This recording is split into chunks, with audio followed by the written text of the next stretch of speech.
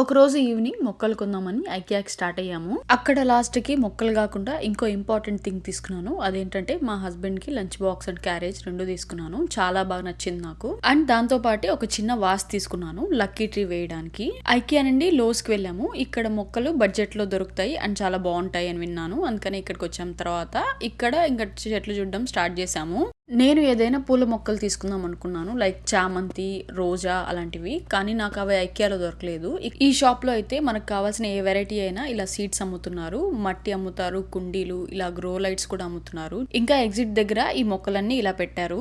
నాకు వీటిలో చాలా వరకు ప్లాంట్స్ నేమ్స్ కూడా తెలియదు, అన్ని చాలా డిఫరెంట్ గా ఉన్నాయి. మోస్ట్లీ ఇక్కడ క్రోటన్ ప్లాంట్స్ చాలా ఉన్నాయి, మన ఇండోర్ ప్లాంట్స్ అన్ని. సో అన్ని చెట్లు చూసాక ఫైనల్ గా నేను ఈ లక్కీ బ్యాంబూ తీసుకున్నాను. ఇంకోటి ఈ హైబిస్కస్ తీసుకున్నాను, మందారం చెట్టు.